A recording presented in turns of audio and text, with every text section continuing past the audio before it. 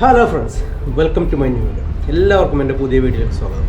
ആദ്യമായിട്ടാണ് എൻ്റെ വീഡിയോ കാണുന്നതെങ്കിൽ ഈ ഒരു ചെറിയ ചാനൽ സബ്സ്ക്രൈബ് ചെയ്യാനും അതോടൊപ്പം ലൈക്ക് ചെയ്യാനും ഷെയർ ചെയ്യാനും അതോടൊപ്പം നിങ്ങൾക്ക് എന്തെങ്കിലും ഡൗട്ടുകൾ ഉണ്ടെങ്കിൽ അത് കമൻറ്റായിട്ട് രേഖപ്പെടുത്താനും ഞാൻ എല്ലാവരോടും ആദ്യം തന്നെ വിനീതമായിട്ട് അപേക്ഷിക്കുകയാണ്. ഈ ഒരു വീഡിയോ വളരെ ഇമ്പോർട്ടൻ്റ് ആയിട്ടുള്ളൊരു സബ്ജക്റ്റാണ് ഞാൻ കൊണ്ടുവന്നിട്ടുള്ളത്. അതായത് നമുക്ക് പാർക്കിംഗ് ഫൈൻ, നമുക്ക് RTAൻ്റെ പാർക്കിംഗ് ഫൈന് എങ്ങനെ ഒഴിവാക്കാം എന്നുള്ളത് ഞാൻ എൻ്റെ സ്വന്തം അനുഭവമാണ് ഞാനിവിടെ പങ്കുവെക്കുന്നത്. അപ്പോൾ ഈ ഒരു വീഡിയോ മാക്സിമം എല്ലാ സുഹൃത്തുക്കളും, പ്രത്യേകിച്ച് ദുബൈയിലുള്ള എല്ലാ സുഹൃത്തുക്കൾക്കും ഷെയർ ചെയ്യണമെന്ന് ഞാൻ ആദ്യം തന്നെ നിങ്ങളോട് വിനീതമായിട്ട് അപേക്ഷിക്കുകയാണ്. നിങ്ങൾ ഈ വീഡിയോ ചിലപ്പോൾ നാട്ടിൽ നിന്നായിരിക്കാം കാണുന്നത്, എങ്കിൽ കൂടി നിങ്ങളുടെ റിലേറ്റീവ്സോ ഫ്രണ്ട്സോ ആരെങ്കിലും ദുബൈയിലുണ്ടെങ്കിൽ നിങ്ങൾ അവരുടെ ഗ്രൂപ്പിലേക്ക്, ഫ്രണ്ട്സുകളുടെ ഗ്രൂപ്പിലേക്കോ അല്ലെങ്കിൽ റിലേറ്റീവ്സിൻ്റെ ഗ്രൂപ്പിലേക്കോ ഈ ഒരു വീഡിയോ ഷെയർ ചെയ്യാം.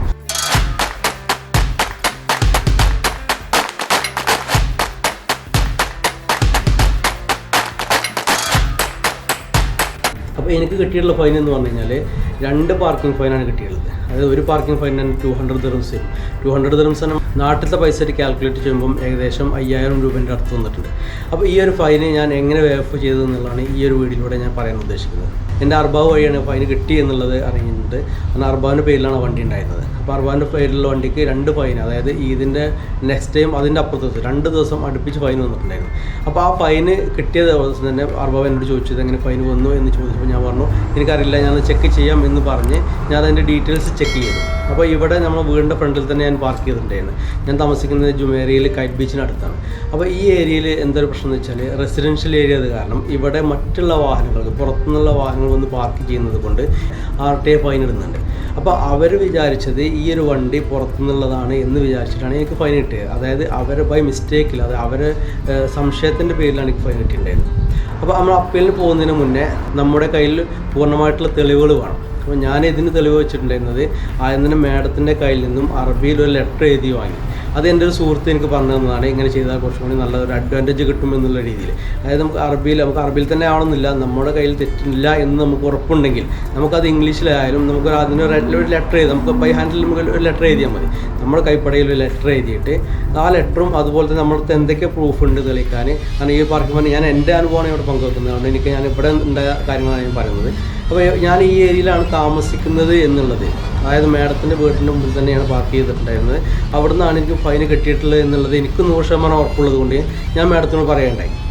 അപ്പോൾ അതിന് ആദ്യം തന്നെ ഇവിടെ താമസിക്കുന്നു എന്നുള്ളതിന് തെളിവായിട്ട് ഇവിടുത്തെ ഈ ജാരി എന്ന ടെനൻസി കോൺട്രാക്ട്, നമ്മൾ ഇവിടെയാണ് താമസിക്കുന്നത് എന്നുള്ളതിൻ്റെ രേഖ, അതോടൊപ്പം മാഡത്തിൻ്റെ ഒരു ലെറ്റർ, ഇന്ത്യയുടെ രജിസ്ട്രേഷൻ കാർഡ് വിളിക്കുക.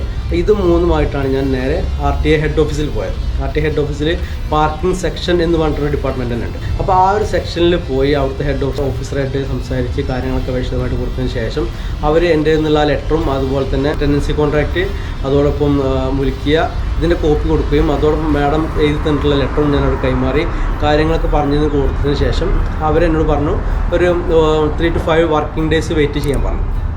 അപ്പോൾ അതിൻ്റെ ഉള്ളിൽ ഈ അപ്പീൽ അപ്രൂവ് ആകുമോ ഇല്ലയോ എന്നുള്ളതിൻ്റെ റിസൾട്ട് നമുക്ക് വരും എന്നാണ് അവർ പറഞ്ഞിട്ടുണ്ടായിരുന്നത്. അപ്പോൾ അങ്ങനെ ഏകദേശം ഒരു 5 ദിവസത്തിന് ശേഷം ഞാൻ എല്ലാ ദിവസവും ഫൈൻ ചെക്ക് ചെയ്യാറുണ്ട്. അപ്പോൾ ഫൈൻ ചെക്ക് ചെയ്യുന്നത് കൂടെ ഞാൻ ഈ ഒരു വീഡിയോയിൽ ഉൾപ്പെടുത്താം. കാരണം എന്ന് വെച്ചാൽ എനിക്ക് ഫൈൻ കിട്ടിയതും ആ വേ ഓഫ് ആയതും രണ്ടും ഈ ഒരു വീഡിയോയിൽ കാണിക്കണമല്ലോ. വേ ഓഫ് ആയി എന്നുള്ളതാണ് ഈ എല്ലാവരോടും പറയാനുള്ളത്.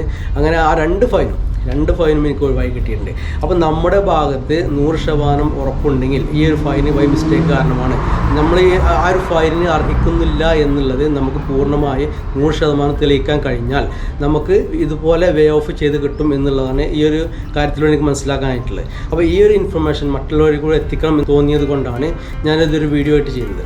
ഇതുപോലെ തന്നെ പല ഫൈനുകളും നമുക്ക് ഒഴിവാക്കാൻ പറ്റും എന്നാണ് എനിക്ക് അറിയാൻ കഴിഞ്ഞിട്ടുള്ളത്. അതിന് വേണ്ടിയിട്ട് നമുക്ക് ആദ്യം തന്നെ ഉറപ്പ് വേണം, നമ്മുടെ ഭാഗത്ത് തെറ്റില്ല എന്ന് ഉറപ്പുണ്ടെങ്കിൽ മാത്രമാണ് നമുക്ക് അപ്പീലിന് കൊടുക്കാൻ പറ്റുള്ളൂ. ഇത് അപ്പീൽ വഴി, അതായത് നമ്മൾ വേ ഓഫ് ചെയ്യാൻ വേണ്ടി റിക്വസ്റ്റ് കൊടുക്കുകയാണ് ചെയ്യേണ്ടത്. അത് എവിടെ പോയി കൊടുക്കണം എന്നുള്ളതിൻ്റെ ഡീറ്റെയിൽസ് കൂടെ ഞാൻ ഈ ഒരു വീഡിയോയിൽ വെക്കുന്നതാണ്. എനിക്ക് ഫൈൻ കിട്ടിയിട്ടുള്ള ഏരിയ ഞാൻ വണ്ടി പാർക്ക് ചെയ്തിട്ടുണ്ടായിരുന്ന ഈ ഒരു സ്ഥലത്ത് തന്നെയായിരുന്നു. കാരണം ഇത് റെസിഡൻഷ്യൽ ആയിരുന്നു, കണ്ടാൽ അറിയാം. അപ്പോൾ ഈ ഒരു ഏരിയയിൽ മറ്റു പുറത്തുനിന്നുള്ള വണ്ടികൾ പാർക്ക് ചെയ്യാൻ പാടില്ല എന്നുള്ളതാണ് ഇവിടുത്തെ നിയമം. ഇതുപോലത്തെ വണ്ടികൾ കാണുമ്പോൾ അവർ വിചാരിക്കുന്നത് ഇത് ഇവിടുത്തെ വണ്ടികളല്ല, അവിടെ പുറത്ത് ബീച്ചിലേക്ക് കുളിക്കാൻ വന്നിട്ട് ഇവിടെ പാർക്ക് ചെയ്ത് പോകുന്നതാണ് എന്ന് വിചാരിച്ചിട്ടാണ് എനിക്ക് ഫൈൻ കിട്ടിയിട്ടുള്ളത്. അപ്പോൾ ഇവിടെയാണ് എനിക്ക് ഫൈൻ വന്നത്. അതുകൊണ്ട് ഈ ഒരു വീടിൻ്റെ ടെനൻസി കോൺട്രാക്റ്റും മറ്റുള്ള രേഖകളും സബ്മിറ്റ് ചെയ്ത് മാഡത്തിൻ്റെ ആ ലെറ്ററും കൂടി സബ്മിറ്റ് ചെയ്തിട്ടാണ് എനിക്ക് ആ ഫൈന് വേ ഓഫ് ആയിട്ട് കിട്ടിയിട്ടുള്ളത്. അപ്പോൾ സുഹൃത്തുക്കളെ, ദുബായ് പോലീസിൻ്റെ ദുബായ് ഡ്രൈവ് ആപ്പ് എന്നുള്ളൊരു ആപ്പുണ്ട്. ഫൈനും അതേപോലെ തന്നെ സാലിക് റീചാർജ് കുറേ ഉപകാരപ്പെടുന്നൊരു ആപ്പാണ്. ഞാനിതിൽ ഫൈന് എങ്ങനെ ചെക്ക് ചെയ്യുക എന്നുള്ളത് ഇവിടെ കാണിക്കാൻ പോകുന്നത്.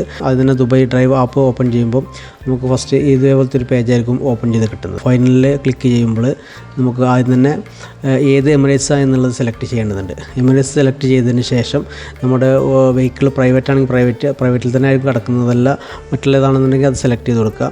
അതിനുശേഷം നമുക്ക് അടിയിൽ നമ്മുടെ കോഡ് നമ്മളെ ആൽഫബറ്റ് കോഡ്, നമ്പർ പ്ലേറ്റിലുള്ള ആൽഫബറ്റ് കോഡ് ടൈപ്പ് ചെയ്ത് കൊടുക്കേണ്ടതുണ്ട്. ഏതാണെന്നുള്ളത് സെലക്ട് ചെയ്ത് കൊടുക്കുക. അതിനുശേഷം നമ്മുടെ നമ്പർ പ്ലേറ്റ് നമ്പർ ഇവിടെ എൻ്റർ ചെയ്ത് കൊടുക്കുക. ഇത്രയും ചെയ്തതിന് ശേഷം സെർച്ച് ചെയ്ത് കഴിഞ്ഞാൽ നമുക്ക് ഫൈൻ ഉണ്ടെങ്കിൽ ഫൈൻ ഇതേപോലെ കാണിക്കുന്നതാണ്. അപ്പോൾ ഞാൻ ഈ 2 ഫൈനിൻ്റെ കാര്യമാണ് പറഞ്ഞിട്ടുണ്ടായിരുന്നത്. ഈ 2 ഫൈന് എനിക്ക് വന്നിട്ടുണ്ടായിരുന്നത് അത് തൊട്ടടുത്ത ദിവസങ്ങളിൽ തന്നെയാണ്, നിങ്ങൾക്ക് നോക്കിയാൽ മനസ്സിലാവും. അപ്പോൾ ഞാൻ ആ 3 ഡോക്യുമെൻറ്റ്സും കൊണ്ട്, അതായത് നമ്മുടെ വീടിൻ്റെ ടെനൻസി കോൺട്രാക്റ്റ്, വണ്ടിയുടെ മുൽക്കിയ, അതോടൊപ്പം മാഡത്തിൻ്റെ ലെറ്റർ, ഈ ഒരു 3 ഡോക്യുമെൻറ്റ്സും കൊണ്ട് നേരെ പോയിട്ടുണ്ടായിരുന്നത് RTA ഹെഡ് ഓഫീസിലാണ്. നമുക്കത് ലൊക്കേഷൻ ഗൂഗിൾ മാപ്പിൽ സെർച്ച് ചെയ്താലും മതി. അതെല്ലാം വണ്ടി ഇല്ലാത്തവരാണെന്നുണ്ടെങ്കിൽ നമുക്ക് നേരെ മെട്രോ വഴി വരാൻ പറ്റും. മെട്രോ സ്റ്റേഷൻ്റെ അടുത്ത് തന്നെയാണ്, എമിറേറ്റ്സ് മെട്രോ സ്റ്റേഷൻ്റെ അടുത്ത്. അതായത് ടെർമിനൽ 3 കഴിഞ്ഞ് നെക്സ്റ്റ് റാഷിദിയ പോകുന്നവർക്ക് നെക്സ്റ്റ് സ്റ്റേഷൻ കിട്ടുന്നത് എമിറേറ്റ്സ് ആണ്. എമിറേറ്റ്സ് സ്റ്റേഷനിൽ ഇറങ്ങിക്കഴിഞ്ഞാൽ തൊട്ട് മുമ്പിൽ തന്നെ, നിങ്ങൾക്ക് ഈ വീഡിയോ കാണുന്ന പോലെ തന്നെ തൊട്ട് മുമ്പിൽ തന്നെയാണ്. അപ്പോൾ അവിടെ RTAൻ്റെ ഹെഡ് ഓഫീസുണ്ട്. ഈ RTAൻ്റെ ഹെഡ് ഓഫീസിൻ്റെ ബാക്ക് സൈഡിലായിട്ട്, അത് RTA സെക്ഷൻ്റെ ബാക്ക് സൈഡിലായിട്ടാണ് ഈ ഒരു പാർക്കിംഗ് സെക്ഷൻ വരുന്നത്. അപ്പം അത് ആരോടും ചോദിച്ചു കഴിഞ്ഞാൽ അവർ പറഞ്ഞു തരുന്നതാണ്. ഈ RTA ബിൽഡിങ്ങിൻ്റെ ബാക്ക് സൈഡിൽ പാർക്കിംഗ് ബിൽഡിംഗ് എന്നാണ് അതിന് പറയപ്പെടുന്നത്. പാർക്കിംഗ് ഫൈനുകളും കാര്യങ്ങളും ഇവിടെ നിന്നാണ് ഇവർ വേ ഓഫ് ചെയ്യുന്നതും മറ്റുള്ള കാര്യങ്ങളൊക്കെ ചെയ്യുന്നത്. അപ്പോൾ ഈ RTAൻ്റെ ബിൽഡിങ്ങിൻ്റെ തൊട്ട് ബാക്ക് സൈഡിലേക്ക് വന്നിട്ട്, അതല്ലാണ്ടെങ്കിൽ RTA ബിൽഡിങ്ങിൽ അന്വേഷിച്ച് കഴിഞ്ഞാൽ പാർക്കിംഗ് ബിൽഡിംഗ് ഏതാണെന്ന് അന്വേഷിച്ച് കഴിഞ്ഞാൽ അവർ അതിലേക്ക് വഴി കാണിച്ചു തരും. അപ്പോൾ ഈ ഒരു ബിൽഡിങ്ങിൽ വന്നതിന് ശേഷം നമുക്ക് അവിടുത്തെ ഏതെങ്കിലും ഓഫീസറെ കണ്ട് കാര്യങ്ങൾ ബോധ്യപ്പെടുത്തി കഴിഞ്ഞാൽ നമുക്കത് പ്രൂവ് ചെയ്യാൻ സാധിച്ചാൽ എല്ലാ വേ ഓഫ് ചെയ്ത് കിട്ടും എന്നുള്ളതാണ് എനിക്ക് അറിയാൻ കഴിഞ്ഞിട്ടുള്ളത്. നമുക്കത് പ്രൂവ് ചെയ്യാൻ സാധിക്കണം എന്നുള്ളത് മാത്രമേ ഉള്ളൂ.